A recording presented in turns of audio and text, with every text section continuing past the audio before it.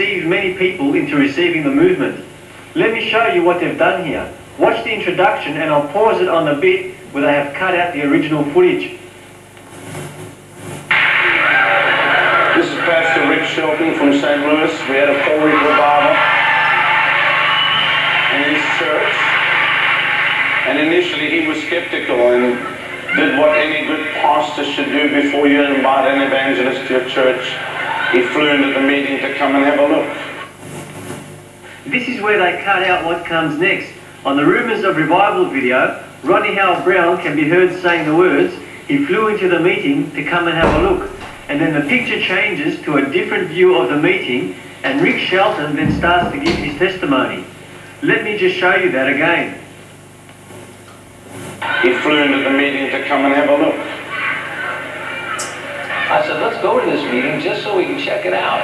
And he flew into the meeting to come and have a look. I said, let's go to this meeting just so we can check it out. Now watch the original footage of what really happened on that day. It's in black and white, it's the best I could do. But don't let that bother you, just concentrate on what's happening. The manifestation goes for a long time, so I'll play you some of the bits that would disturb a Christian. He flew into the meeting to come and have a look. Tell the people in Lakeland. Yes.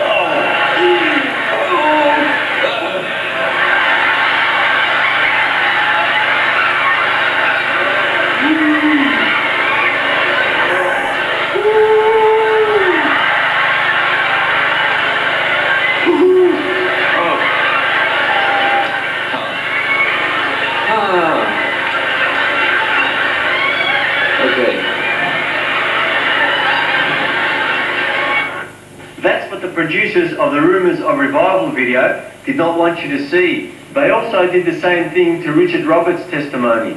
They've tampered with that one also and presented a counterfeit. Watch this one also. This is what you see on the Rumours of Revival video. I'll pause it again at the point where they've tampered with the footage. Back in the USA at Rodney Howard-Browne's church in St. Louis, leaders and pastors were given the opportunity to meeting to share what happened to them.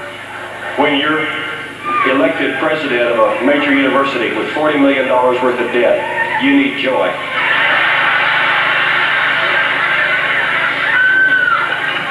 And the joy of the Lord came into my life at Brother Strader's church. He had told me when he invited me down about the 9-week revival that Brother Rodney had conducted. Now just after Richard Roberts says the words about the 9-week revival that Brother Rodney had conducted, you'll notice that the picture changes just as it did on Rick Shelton's testimony to another view of the meeting. This is where they cut out the original footage of what came next and put in another bit of his testimony in its place. Now watch this carefully, I'll play it a few times for you. This is what you see on the Rumours of Revival video.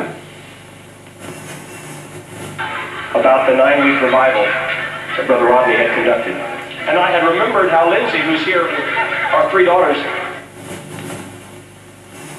about the 9-week revival that Brother Rodney had conducted. And I had remembered how Lindsay, who's here, our 3 daughters. Now here is the original footage of what comes next after Richard Roberts could be heard saying the words about the 9-week revival that Brother Rodney had conducted. About the 9-week revival that Brother Rodney had conducted. And he said, I warn you, everyone who's preaching.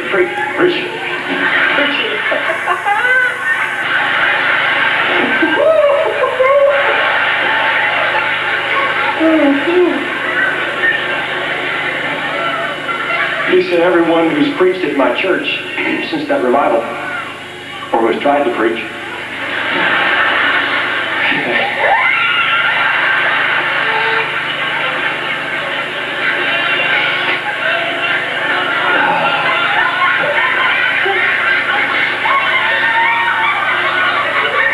has not preached very much. To those of you who have been through the movement, I would like to say this to you. Many of your pastors who have allowed this movement to come into your church have done a similar thing to what the producers of the Rumours of Revival video did. Many of your pastors have seen this original footage and have withheld this knowledge from you. In James chapter 3 and verse 1, we are warned, let not many of you become teachers, my brethren, knowing that as such we shall receive a stricter judgment. Those who have positions of leadership will be judged more strictly than others, since they have a greater responsibility. All throughout Scripture, the Lord is very stern and strict in the manner that he deals with those who have positions of leadership over his people, especially towards those who are responsible for leading them astray. It is a pastor's duty to protect the flock by making the truth known to those who God has given under his care.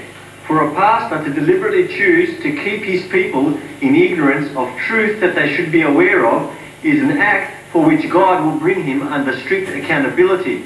Pastors who are guilty in this area have been used by Satan to allow wolves to come in and feed upon the flock.